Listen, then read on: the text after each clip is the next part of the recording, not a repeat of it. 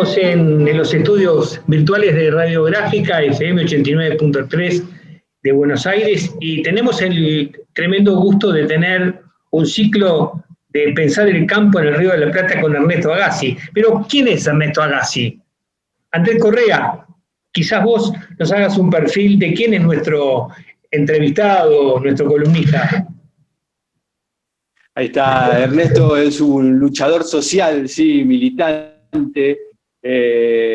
Bueno, fue diputado, fue senador de la República y bueno, en este caso hoy lo tenemos como militante, sí, integrante de lo que es la formación política de los compañeros del Movimiento de Participación Popular. Y bueno, un poco para retomar, ¿sí?, lo que venimos desarrollando, que es pensar el campo en el Río de la Plata. Lo iba a invitar a Ernesto para que nos digas sobre la instalación de España, Portugal, Inglaterra y Francia en esos momentos en el Nuevo Mundo y cómo eso determinó, ¿sí?, lo que la historia posterior nos demostró. Bien, una vez colonizados, también se instalaron los portugueses. Los portugueses se instalaron en Colonia del Sacramento, enfrente de Buenos Aires. Ahí había una disputa de cuál era el límite entre los territorios de España y los territorios de Portugal. En aquel tiempo estas cosas no lo arreglaba el presidente de Estados Unidos, estas cosas las arreglaba el Papa en aquel tiempo. Así que los poderes celestiales en los tiempos de la monarquía eran muy importantes, porque era el representante de Dios, no era cualquier cosa. Pero ahí había una disputa, y se instalaron los españoles, se instalaron los portugueses, pero quizás lo importante, y yo esto lo digo porque lo hacían los portugueses y también lo hacían los españoles, era la cosecha de vacas, ¿no? Y la cosecha de vacas la hacían los accioneros, se llamaban, ¿no? Y los accioneros estaban autorizados a hacerlo. Pero además había changadores que andaban por ahí, o sea, era bastante relajada la cosa. Y salían partidas ahora, la lucha por los ganados en el lado de la banda oriental, en el lado de lo que hoy es la Argentina, llevaba a unas acciones muy grandes donde se arriaban miles y miles de animales para obtener las mercancías que decíamos la vez anterior y venderla. Pero de ahí apareció una cosa que fue: para tener ganado había que ser propietario del suelo. O sea, la propiedad del suelo surgió como una necesidad de la propiedad de los ganados. Y los ganados eran los que daban las mercancías. Entonces empezaron a aparecer los dueños de grandes superficies. Seguro, en aquel tiempo no había alambrado, no había ninguna separación. En la banda oriental se decía que lo que hoy es el Santa Lucía y el Río Negro eran ríos paralelos, que estaban separados por algunos accidentes naturales, y los animales vivían en los montes, había que salir a buscarlos. Las faenas eran bastante complejas, de ahí sale la idea de rodeo, porque en realidad tenían que salir los gauchos a caballo, a rodear los animales y llevarlos hacia un lugar donde pudieran descansar para que se defiendan en realidad de las alimañas. Habían tigres, habían animales, habían perros sueltos que se los comían. Y al otro día de mañana los tenían que ir a buscar de donde estaba el rodeo y llevarlos para que vayan a pastar. Y de tardecita los juntaban de nuevo. Ahora, eran cantidades muy grandes, ¿no? Había algunos establecimientos que tenían 50.000, 80.000, 100.000 cabezas de ganado. Había muchísimas cabezas de ganado, ¿no? Y fíjense que definidos los establecimientos por los accidentes naturales, había muy pocos establecimientos, que eran muy grandes. En 1700, en la banda oriental, había 13 estancias. Imagínense lo que es. 13 estancias, o sea, eran inmensas cada una de ellas, ¿no? Pero esto va unido al problema de cuáles eran los títulos de propiedad. Porque ¿de quién eran las tierras? Y las tierras eran del rey, que eran los que habían colonizado acá. Entonces eran las leyes de Indias las que establecían la juridicidad de la propiedad.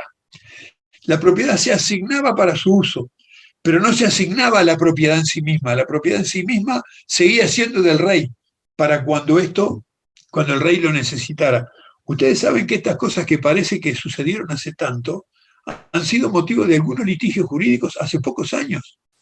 donde en realidad abogados han tenido que ir a ver el título de propiedad, quién lo había dado, y ese que lo tuvo, de quién lo obtuvo, y ese que lo obtuvo, de dónde salió, y llegaron al rey. Y resulta que cuando se formaron nuestros países, en realidad las tierras que eran del rey y no tenían propietario pasaron a ser propiedad de nuestros países. Entonces hay terrenos aquí que son de nuestros estados y hay terrenos que son de propietarios, porque cuando se hicieron nuestras constituciones se estableció que los que estaban afincados en los grandes establecimientos eran los propietarios.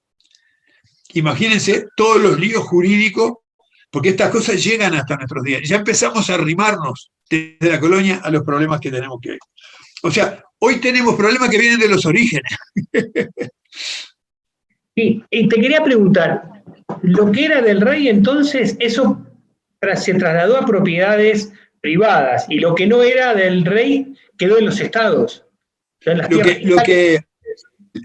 las suertes de estancia que estaban concedidas quedaron bajo la propiedad privada de quienes las tenían, cuando se formaron nuestras constituciones. Pero las tierras que no estaban adjudicadas, que eran del rey, esas pasaron a nuestros estados. Entonces hay muchas tierras que eran realengas, se llamaban, que pasaron a ser tierras estatales. Y todavía en la República Argentina y en la República Oriental de Uruguay hay tierras que son del Estado porque provienen de las tierras realengas. Es así la cosa. Pero anda a averiguar, porque esto es una cosa que estamos hablando de la colonia todavía. Pasaron muchas cosas que las iremos devanando, porque, como yo dije, los problemas de ahora muchos vienen de antes. Sigamos razonando esto. Entonces, ¿qué pasó? Que también en la colonia del Sacramento se daban autorizaciones para faenar, para derecho a los accioneros, ¿no? ¿Y qué pasa? Que en todo este periodo también surge el comercio, ¿no? Y el Nuevo Mundo participa en ese comercio, ¿no? En realidad, estos latifundios eran latifundios coloniales, eran latifundios de la colonia todavía, ¿no? 1700. Después vamos a ver los fenómenos de la independencia y las cosas que sucedieron después. En realidad, esos latifundios coloniales, en realidad, eran minas de cuero, como yo decía, ¿no? Y también había, miren qué interesante, en la banda oriental había un real asiento que era concedido por España a la corona británica. ¿Por qué? Los británicos hacían el mercado de esclavos en el mundo y traían esclavos para acá. Y para pagarles lo que ellos les correspondía por traer los esclavos, le dieron un asiento a los ingleses. Esto fue motivo de muchas discusiones con Inglaterra. Incluso Inglaterra también tiene pretensiones. Acuérdense de las invasiones inglesas en la época de la liberación nacional y de la independencia en estas cuestiones. Entonces, yo creo que se instalaron los dueños, había faenas que eran del rey. Las faenas eran muy sencillas, yo los decía la vez pasada. En realidad había que sacrificar los animales para sacarle el cuero y la grasa y después venderlo. Pero en aquel mundo, porque no había carretera, no había teléfono, no habían alambrado, eran cosas muy, muy rústicas y la mayoría de la población era rural. Igual que como era en Europa, como era en Estados Unidos, como era en todos lados. Había muy poca sociedad urbanizada. La sociedad urbanizada estaba para los servicios y estaban las autoridades que tomaban las decisiones. A mí me parece que esto es importante porque la instalación de los españoles y los criollos que empezaron a aparecer, porque eran hijos de los españoles, que tuvieron una lucha con los aborígenes, con los que habitaban acá, que los fueron persiguiendo para apropiarse de los terrenos. En realidad, apropiarse de los terrenos para tener las vacas. Los aborígenes también aprendieron a andar a caballo y eran muy buenos andando a caballo, igual que los españoles, ¿no? El caballo se convirtió, es cierto que las patrias nuestras se hicieron todas a caballo, las batallas contra los españoles incluso fueron a caballo. Bueno, la que hizo San Martín, que cruzó los Andes y que se juntó allá arriba con Simón Bolívar, o las nuestras de los gauchos artiguistas, eso fue todo a caballo, y los caballos eran muy importantes para las faenas rurales. En realidad era el único animal con el que podían correr a los vacunos y sacrificarlos y sacarse la riqueza. Así que me parece que este periodo posterior a la colonización fue el de la instalación y el de el comienzo del comercio por parte de los comerciantes y de los criollos. Ahí se empieza a crear una clase comerciante que es la que vende los productos de aquí y es la que trae los productos de allá. Entonces empiezan los fenómenos de exportación y los fenómenos de importación. Y aunque no había una teoría general de la economía, se va conformando un panorama de economía. ¿Cuántas manufacturas había? ¿Qué cosas nosotros comprábamos? ¿Qué cosas nosotros vendíamos? ¿Cuál era el intercambio? ¿Se hacía en base a qué? Y se hacía en base a metales preciosos, a la moneda. Y empieza un planteo también, sobre todo con las misiones jesuíticas, de empezar a sustituir importaciones. O sea, capacitar a los nativos para hacer cosas que antes se importaban y teniendo una producción propia. Eso es muy importante porque, aunque no había todavía una economía política, quedaba bastante claro que para importar había que exportar y tenía que haber un cierto equilibrio entre las exportaciones y las importaciones. Más adelante vamos a ver qué era lo que pensaba Artigas de este balance comercial, como le llamamos hoy. En aquel tiempo era el equilibrio entre lo que vendemos y lo que compramos. Porque lo que compramos, ¿a quién se lo comprábamos? A los que tenían manufacturas. Entonces las cosas eran inglesas, no hay tutía. Porque España en realidad recibía el oro y la plata y tenía sus reyes.